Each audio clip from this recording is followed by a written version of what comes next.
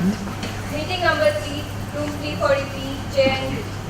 On the panel are the Honorable Governor and Chancellor of the University, Mr. Ashok Sen, HRI, Dr. Vidyananda, JNU, Dr. Priya Dikshit, AIMS, and retired Judge of the High Court of Delhi. The agenda of the meeting today is to finalize the course of action against the alleged case of plagiarism of the Professor Rathod. We will be hearing the evidence. Honorable Judge, shall we begin by looking at the papers in question? Yes, it really is getting to everybody. Both the original as well as the one by Mr. S.C. Joshi and Professor Rathod. The panel can then see for themselves that this is a clear case of plagiarism. Of course, Dr. Sen. But do remember that the last time I looked at my science textbook was 50 years ago. Back in my school. So I won't understand most of the scientific mumbo jumbo. Governor, what are you suggesting? That you won't be in a place to have a sound opinion in this regard? Of course not, but I just want to ensure that the panel is a sound decision. Oh, well, it's interesting that you think that the scientific nature of these papers will hinder the panel's judgment in any way, when it clearly did not come in your public support for Professor Rathod. Anyway, we shall see that there will be no need for jargon. All right, gentlemen, enough with pleasantries. Honorable Judge, can we please have Dr. Pandey presenting her evidence to us? Please send Dr. Pandey.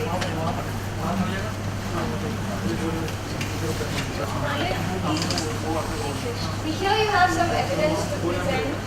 The other panel, please present. One of these papers is from Dr. Renana's book titled Superpotentials from Black Holes, published in 1996 in Physical Reviews D. And the other one is by Joshi and Rathod, titled Axiom Dilaton with SL2Z Symmetry through APT FGT Model, published in 2002 in Neurophysics Letters. If you look at the highlighted portion, you will see that the content is exactly the same. Well, one doesn't need Sherlock Holmes' powers of reduction to see that this is a very obvious case of plagiarism. But this isn't proof of Professor Rathod's involvement. For all we know, S.C. Joshi could have been the one who committed all of this, and Professor Rathod could have been in the dark about this the entire time. Being the corresponding author and his PhD guide, Professor Rathod is morally, ethically and technically responsible. Listen to me, Dr. Pandey, we aren't here to assign responsibility to Professor Rathod.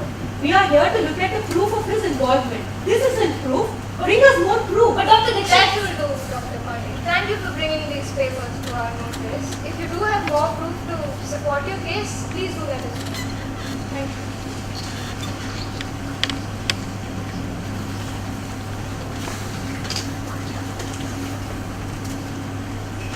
Well, I suppose it would only be logical to ask Professor Rathod to come in. Yes. Professor Rathod, please end Professor Rathod. Please be seated, Professor Rathod. We've been going over the papers in question and we want to know what your say is. I've made my stance clear in the past. Joshi, being a primary author, is completely responsible. I had no idea. All of this happened behind my back. how could you have been so irresponsible? The scientists from Stanford have now written to the President of India. It's a matter of national repute. And how can somebody of your stature let such things go unnoticed? How did this novel arise from Stanford came to know about this issue? Had someone from our country been feeding them with wrong information? Governor, we should reserve judgments for later. Let us focus on the The facts. fact is that the paper has been retracted and Joshi's PhD has been put on hold. This matter should be done and dusted by now. I don't understand what the fuss is all about. I was nominated for the Nobel Prize of Physics in 1992 and in 2002. Really? For whose work? This is jealousy! It is such a high position. They pull your neck and put you with them. This is all that the matter is about. Did you owe us all a treat then? Professor said! Professor Rathod, we are all well aware of your position. But as I said before, we are here to look at facts in an unbiased manner. Thank you for coming today. We will keep you informed. I don't understand why Professor Rathor's name is being indicated. He is well renowned in his scientific and administrative circles. His good name is tarnished for no reason. Well, in that case, I would like to bring a few more papers to the attention of the panel, all of which happen to bear Professor Rathor's good name.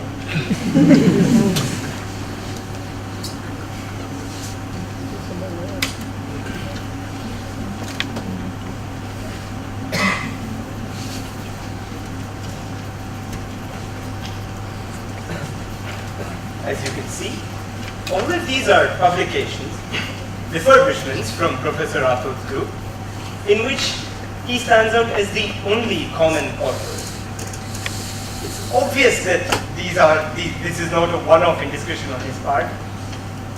These are highly incriminating, but can one simply argue that the ethical owners rest solely on the primary author on all these accounts? Definitely not. He might be the corresponding author in most of these papers, but he is equally responsible. And moreover, most of these papers are from his own group. But these papers are not under scrutiny right now. Only the one with Joshi. And considering he has already accepted his fault, shouldn't he be the one being punished? Professor Dixit, while these may not be the papers in question, they do speak for the character of the author. And I thought this committee was convened to judge this particular case of alleged plagiarism and not pass judgments on Professor Rathor's character. His character as a plagiarist. I think we've had enough for one day.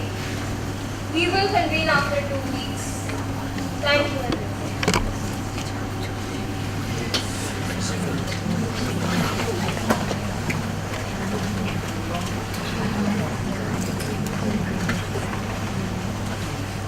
Meeting number 3, 21st January 2019. I've been contacted by Dr. Pandey, who wishes to present more evidence before the panel. Please send Dr. Pandey.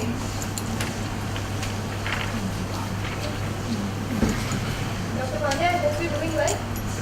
I've been well, but I feel much better once I've presented the proof that I had here. Please go ahead.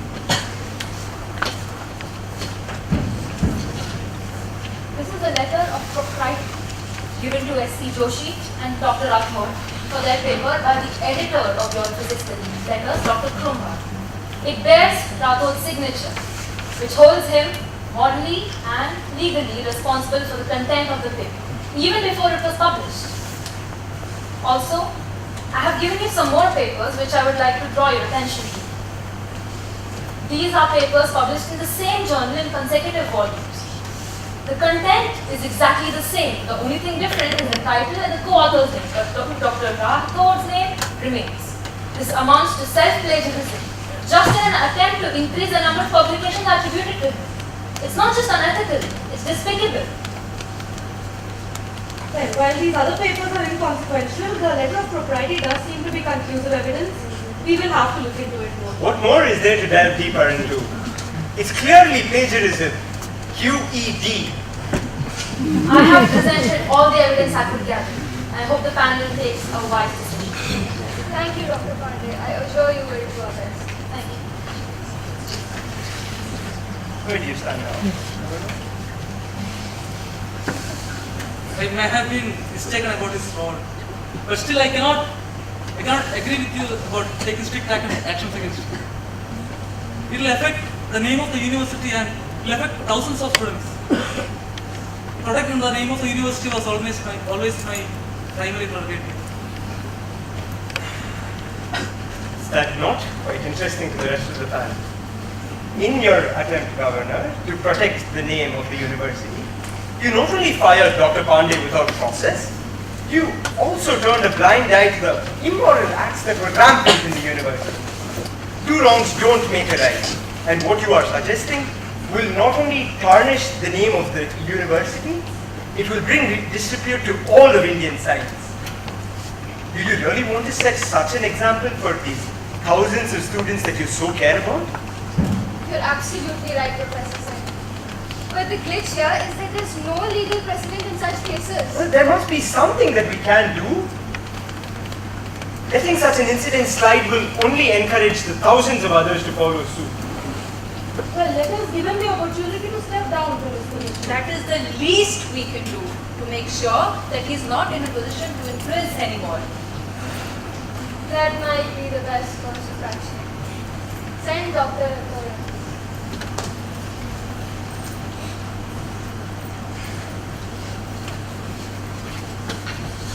Dr. Rathore, Professor Rathore, after going through the evidence presented, this panel finds you guilty of plagiarism.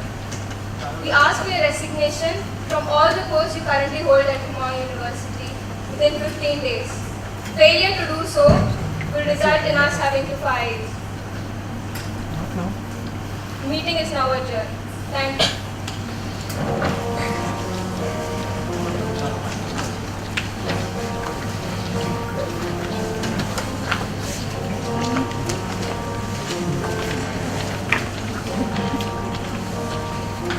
Gone. All of it is gone. My career, my reputation. What am I supposed to do? You've not just failed yourself and your students, you've also failed me. Those hours of ethics lectures still couldn't make you see right from wrong. Do you remember me warning you against precisely this? Being sent?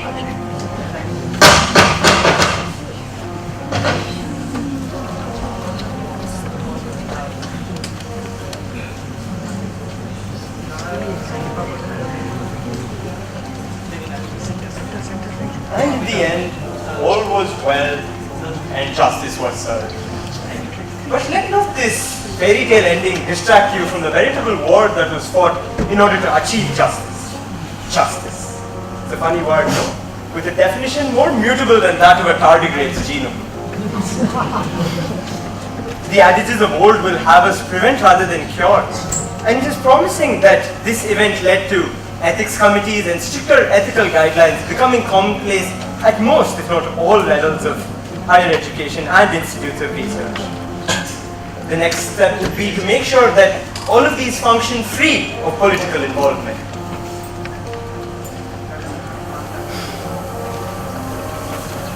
And while all this high-minded rhetoric will mitigate these things to these events to an extent, they will not really stop these despicable events from happening.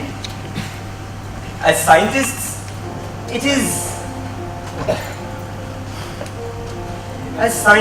educating the public, raising awareness, and taking a stand against all these offenses, they're more than just recommended courses of action. For us, they become moral responsibilities.